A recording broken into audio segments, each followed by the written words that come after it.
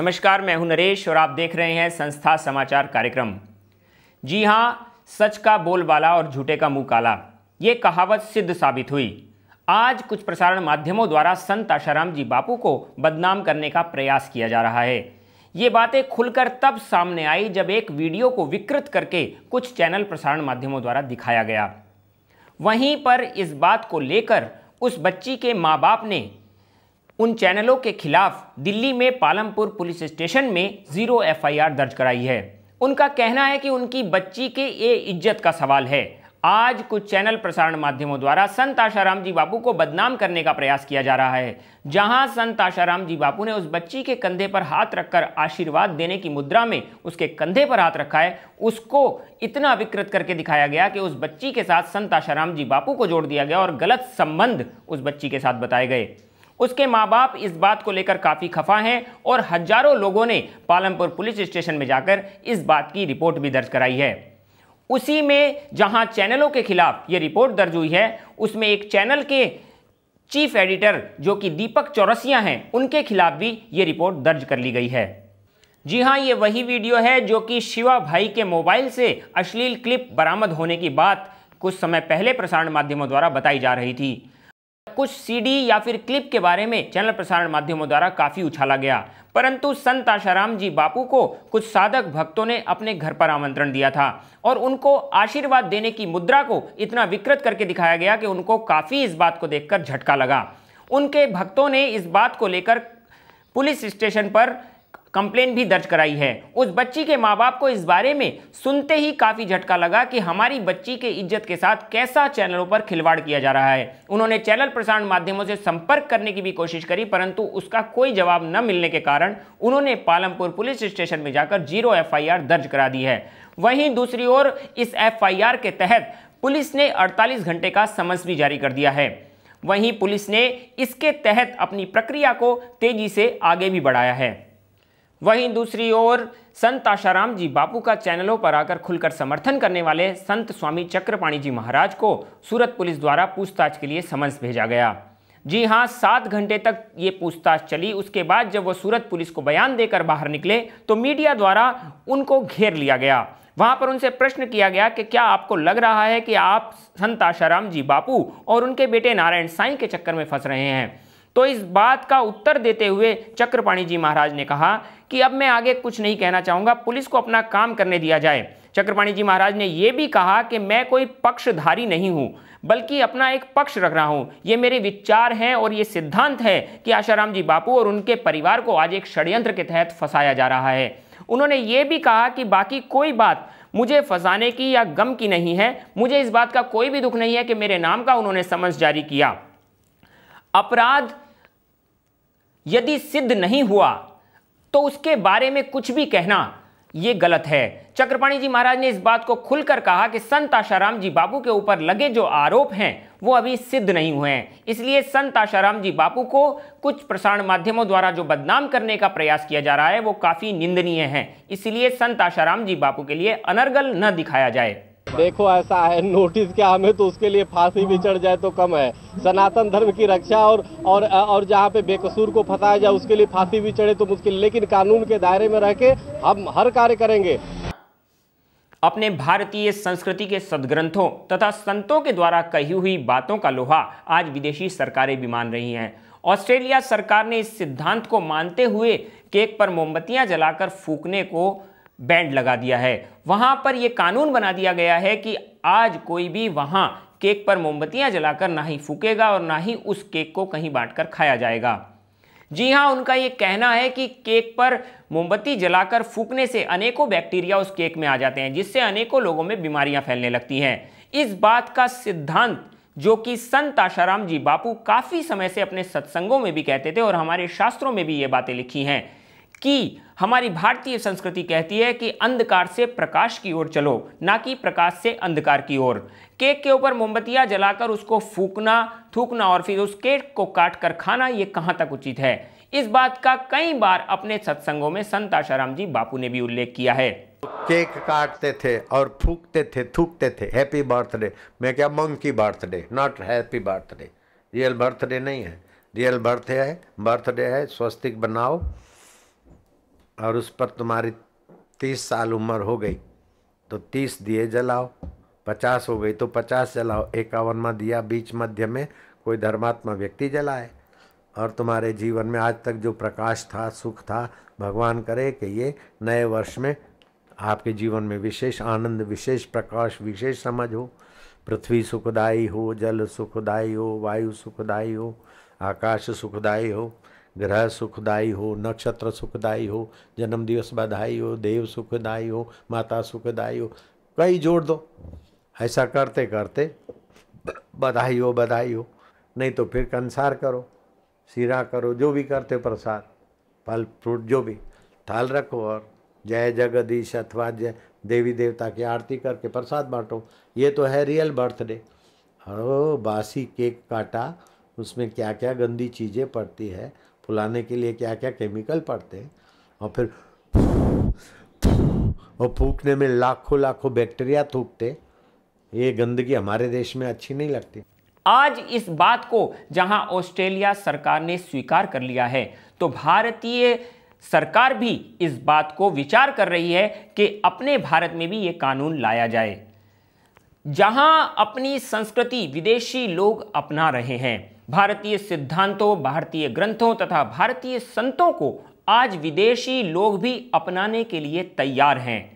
जहां विदेशों में ये बातें अपना ली जाती हैं, तो भारत तब जाकर उन बातों को अपनाने का प्रयत्न करता है। तो क्यों अपनी ही संस्कृति को हम अपने भारत में काट रहे हैं? क्यों अपने संतों को ही आज हमने जेल में रखा हुआ है? क्यों अपनी संस्कृति को आगे बढ़ाने वाले, उसका पुनरुत्थान करने वाले 75 वर्षीय बुजुर्ग संत आज संत आशाराम जी बापू को जेल में रखा हुआ है? जहां सम्मान हो रहा है पूरे विश्व में भारतीय ग्रंथों का, भारतीय संतों का, तो भारत में भी भारतीय संतों और भारतीय संस्कृति का उतना ही सम्मान होना चाहिए। कहते हैं ब्रह्मज्ञानी महापुरुषों के द्वारा यदि शास्त्रों में विरचित मंत्रों की दीक्षा मिल जाए तो उसका कहना ही क्या। अनेकों अनुभव साधकों के जीवन में देखने को मिलते हैं। वैदिक मंत्रों की दीक्षा से तथा उसके जप से साधकों के जीवन में कई परिवर्तन आने शुरू हो जाते हैं। उनको कई आंतरिक और बाह्य अनुभूतियां होती हैं। संत आशाराम जी बापू के द्वारा भी ऐसी ही वैदिक मंत्रों की दीक्षा दी जाती है, जिसके कारण साधकों में गजब के उत्थान देखे गए हैं। कई लोगों को ऐसे ऐसे चमत्कार देखने को मिले जो कि यहाँ पर बयान करने के लिए हमारे पास शब्द भी नहीं है।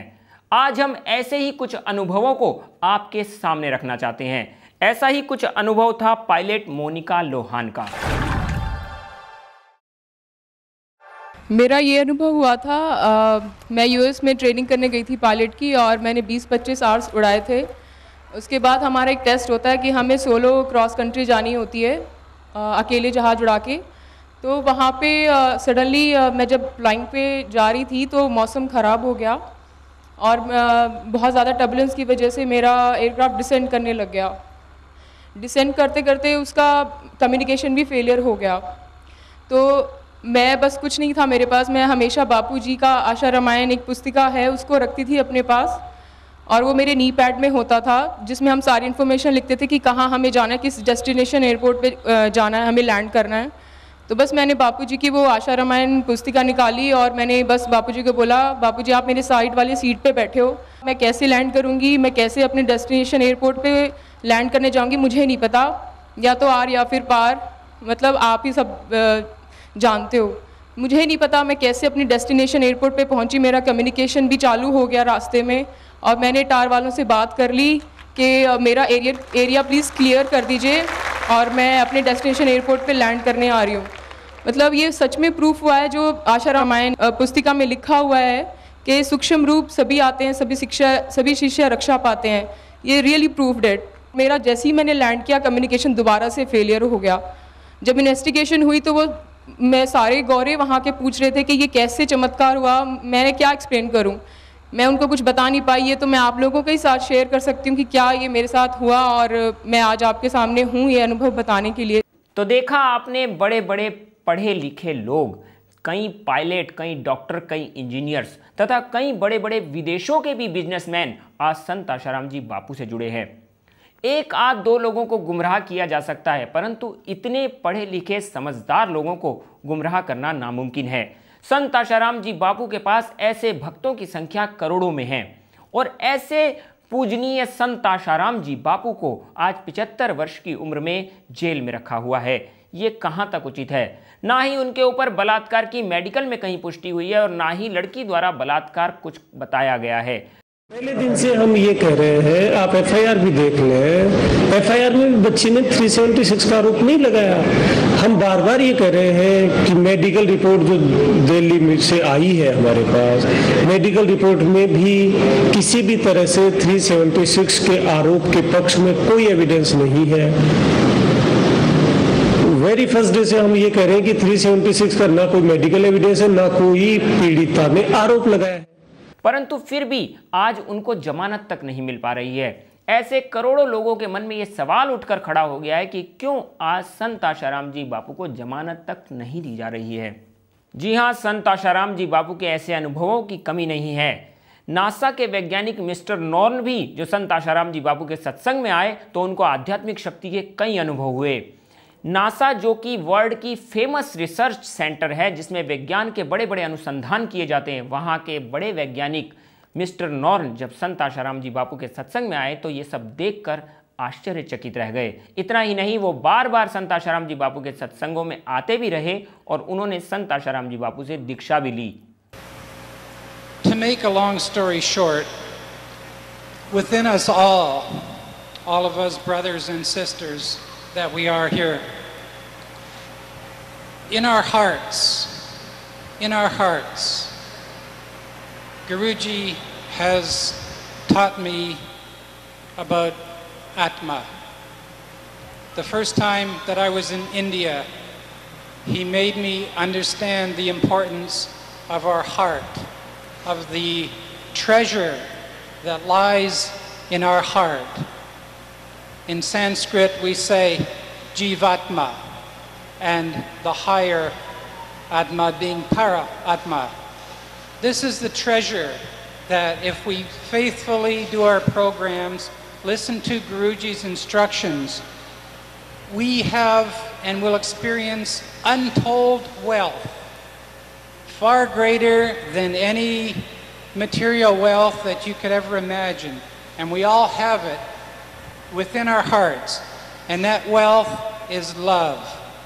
Once your heart center has opened, you will experience love, you will love your neighbor, you will love all your friends to a degree that you can never imagine. This is what we want to achieve. Let us all try hard to follow Guruji's instructions, and we can all share this bountiful, wonderful treasure that resides in our heart called love. Thank you very much. जी हाँ, आज world के बड़े बड़े doctor, वैज्ञानिक, businessman तथा कई engineers संत आशाराम जी बापू से जुड़े हैं। ऐसे संतों को आज कहीं न कहीं बदनाम करने का प्रयास किया जा रहा है, चाहे वो जयेंद्र सरस्वती हो या फिर नित्यानंद महाराज या कृपालू जी महाराज हो या स्वामी केशवानंद जी महाराज। आज संतों को फंसाने का और भारतीय संस्कृति को बदनाम करने का एक षड्यंत्र चल रहा है। आप खबरों को तटस्थ होकर देखें, सच को जानने का प्रयास करें तो सच्चाई आपके सामने होगी। सच से जुड़ी खबरें इसी तरह लगातार हम आपको देते रहेंगे हमारे इसी कार्यक्रम संस्था समाचार के माध्यम से। तब तक के लिए आपसे इजाज़त चाहूँगा। नमस्कार।